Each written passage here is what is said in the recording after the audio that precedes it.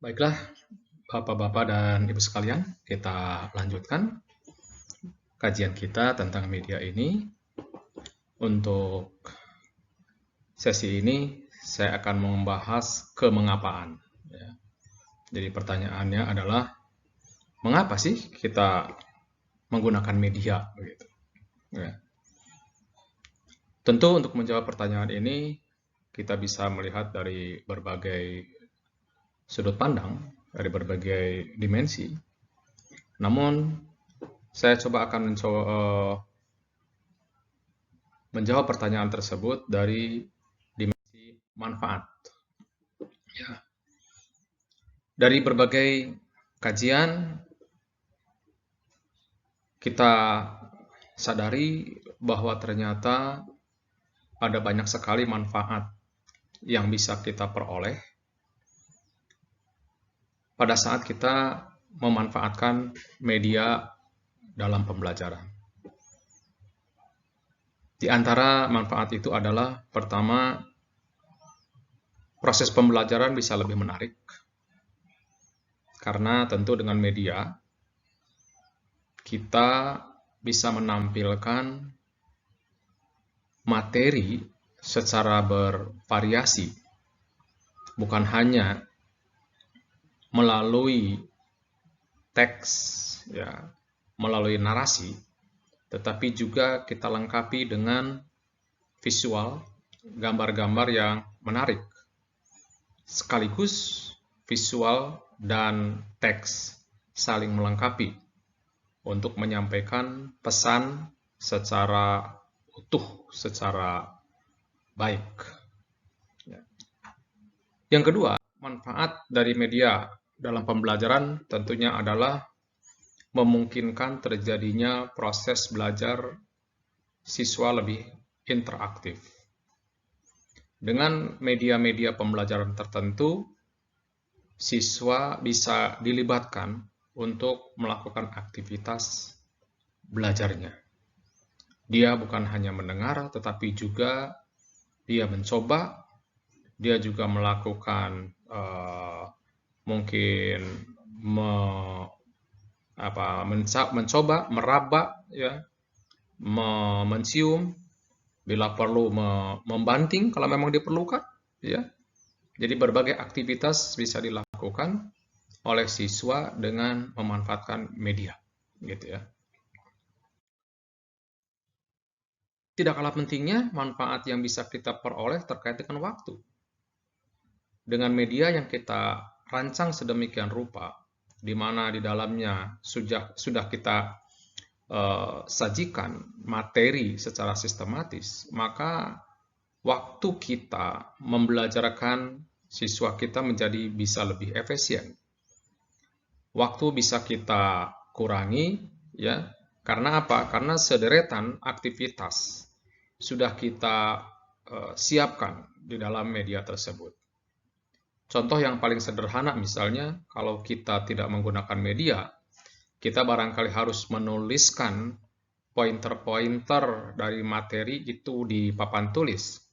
Jelas ini memerlukan waktu. Tetapi pada saat itu semua kita sajikan dalam media, maka waktu untuk menuliskan materi di dalam papan tulis sudah terkurangi. Salah satu contoh saja, bagaimana dengan media kita bisa mengurangi waktu untuk kegiatan pembelajaran kita.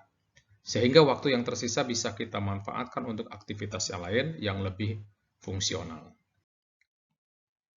Kualitas belajar juga tentu bisa ditingkatkan. Mengapa? Karena sekali lagi dengan media, maka saluran-saluran informasi yang kita manfaatkan untuk sampai kepada memori siswa itu bisa bervariasi. Materi yang kita sampaikan bukan hanya ditangkap oleh siswa melalui audionya, melalui telinganya, melalui pendengarannya, tetapi juga bisa kita kombinasikan dengan visualnya, ya, bahkan dengan kinestetiknya. Anak mencoba, ya, melakukan, meraba dan seterusnya, sehingga apa? Sehingga pesan tadi masuk ke dalam memori anak dengan menggunakan multisensoris, ya, di mana ada keterlibatan antara audio, visual, dan kinestetik. Ya. Semakin banyak channel yang digunakan oleh anak untuk mempelajari dan memahami materi ajar, tentu akan semakin efektif, semakin bagus. Begitu. Manfaat lain adalah kegiatan belajar pembelajaran dapat dilakukan di mana saja dan kapan saja. Tentu kalau media yang kita kembangkan sudah media yang berbasis teknologi, informasi, dan komunikasi, sehingga pembelajaran bisa dilakukan di mana saja, selama si pelajar dapat mengakses ya, sumber belajar ataupun media yang kita gunakan tersebut. Sikap belajar siswa dapat ditingkatkan, paling tidak mereka lebih tertarik, ya, bisa juga lebih konsentrasi, ya. Dengan demikian maka sikap belajar mereka menjadi lebih baik, ya. Ada peningkatan di mana siswa menjadi lebih semangat, lebih termotivasi, gitu. Baik, itu alasan mengapa kita menggunakan media pembelajaran dilihat dari sisi manfaatnya, ya. Tapi reasoning lain ya, yang menjawab pertanyaan mengapa kita menggunakan media pembelajaran ini disampaikan oleh para ahli di University of Saskatchewan. Ya. Mereka mengatakan bahwa secara umum ya, kita memang harus menggunakan media kapanpun, gitu kan. Karena apa? Karena media dapat memfasilitasi belajar dan atau meningkatkan pemahaman siswa atas materi yang kita sajikan. Jelas ini satu statement juga tentunya yang tidak sembarang statement, tetapi diharapkan dan kita yakin ini didasarkan pada hasil satu penelitian, di mana kalau kita menggunakan media, maka proses belajar yang dialami oleh anak bisa meningkat pemahamannya. Ya. Tapi semua ini, Bapak dan Ibu sekalian, tentu manfaat penggunaan media dan alasan mengapa menggunakan media seperti ini didasarkan kepada juga satu asumsi bahwa media yang kita gunakan adalah media yang betul-betul dirancang sesuai dengan kaidah-kaidah pemanfaatan media, ya, pengembangan media.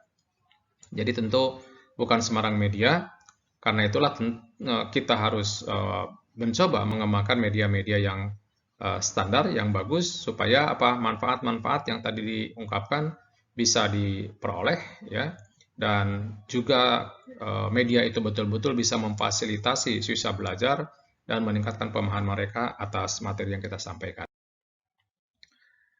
Alasan lain di sini dikatakan bahwa dengan media itu, ya, bisa menunjukkan, ya, bisa menstimulasi, bisa mendorong perhatian siswa, ya, bisa menampilkan perhatian siswa, bisa mengembangkan minat mereka, ya, bisa menyesuaikan dengan situasi klimat belajar siswa, ya, dan tentunya adalah untuk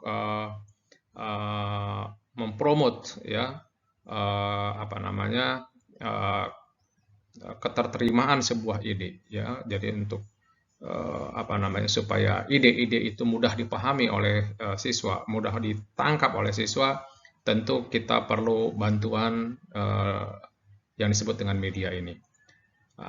Ide di sini tentunya adalah konten-konten materi yang memang harus dipelajari oleh siswa.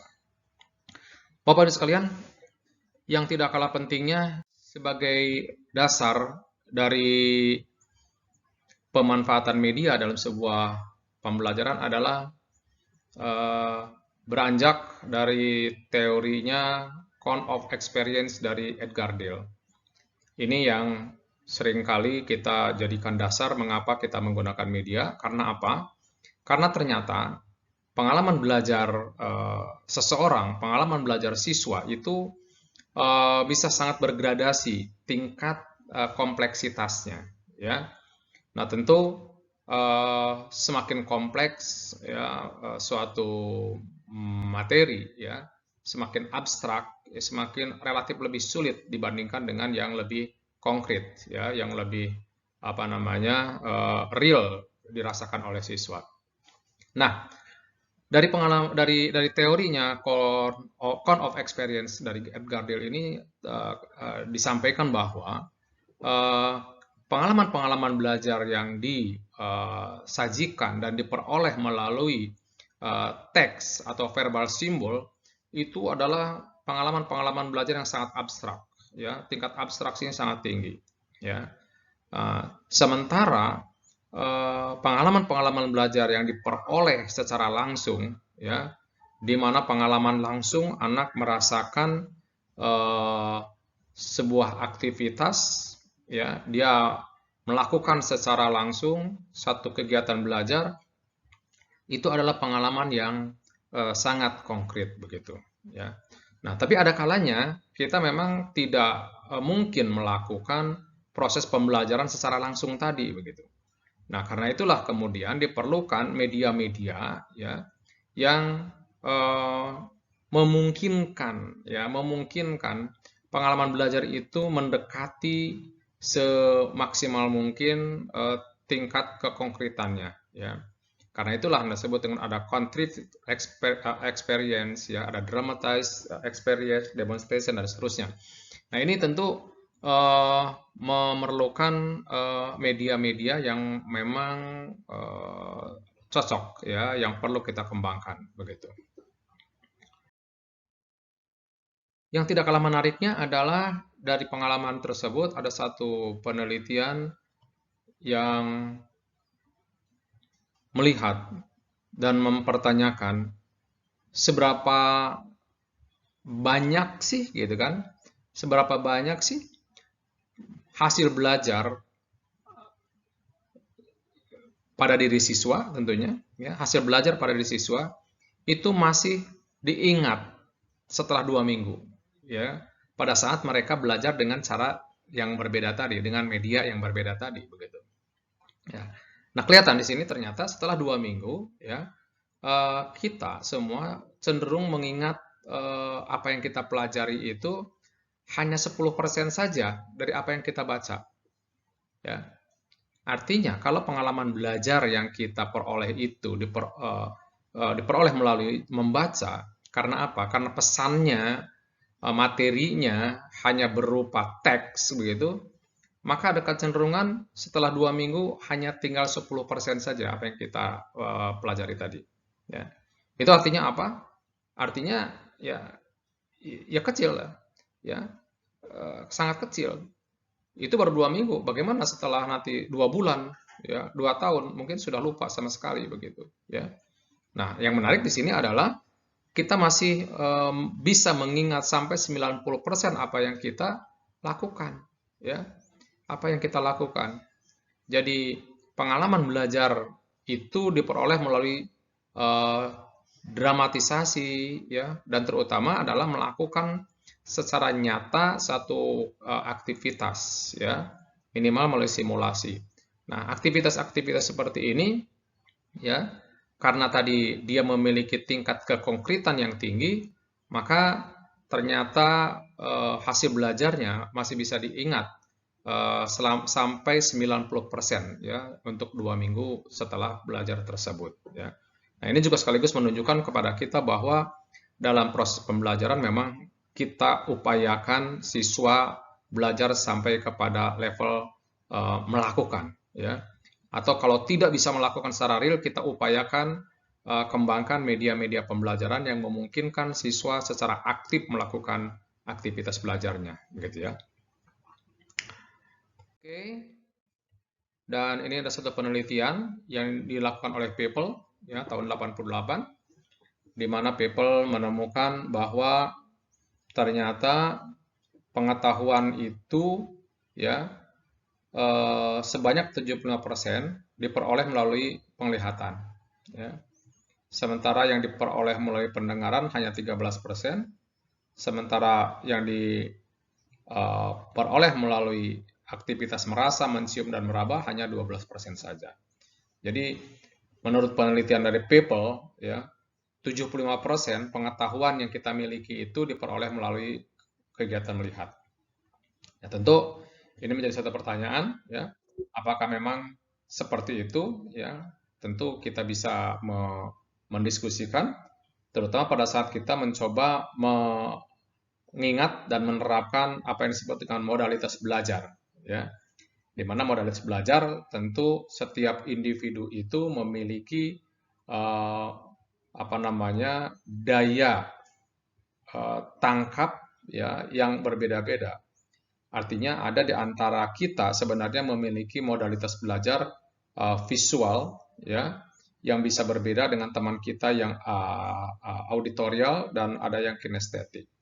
Nah, mungkin apa yang dilakukan oleh people ini kebetulan, ya, respondennya adalah mereka yang memiliki modalitas belajarnya visual begitu, ya. Nah, bisa jadi hasilnya berbeda pada saat yang dominan respondennya adalah yang punya modalitas belajar auditorial, ya. Sebab mereka yang punya modalitas auditorial, tingkat sensitivitas menangkap pesan itu diperoleh melalui pendengaran, begitu. Sehingga pesan-pesan yang didengar itu jauh lebih mudah ditangkap, diingat, begitu kan, dibandingkan dengan hanya dilihat. Nah, tentu kita sebagai seorang dosen idealnya, ya, memperhatikan semua modalitas tersebut gitu. Karena pasti dari 40 siswa atau mahasiswa yang kita hadapi dalam satu kelas, pasti mereka memiliki modalitas yang berbeda. Ada di antara mereka yang modalitasnya visual, ada yang auditorial, dan ada juga kinestetik. Nah, karena itulah kembali lagi di sini, mengapa kita memerlukan media yang bisa mengakomodir, bisa memfasilitasi keragaman modalitas siswa kita, gitu kan? Jadi kita tidak bisa dengan hanya berceramah saja, sebab kalau hanya berceramah saja berarti hanya mereka yang memiliki modalitas auditorial yang diuntungkan.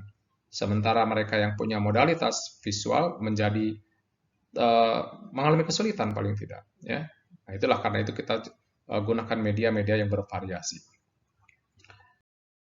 Nah, tapi dalam penelitian dari Melvin Seberman, ya, eh, beliau melihat bahwa ternyata 22 orang dari 30 orang atau 73%, ya, pembelajaran efektif itu karena dilakukan melalui kombinasi antara visual, audio visual, auditorial dan kinestetik. Dan itu saya katakan tadi bahwa mahasiswa kita, ya, pasti mereka bervariasi. Karena itulah proses pembelajaran yang kita lakukan, kita mesti menggunakan media yang juga bervariasi. Demikian topik tentang mengapa kita memanfaatkan media. Sementara kita cukupkan dan insya Allah nanti kita lanjutkan dengan topik yang lain. Terima kasih.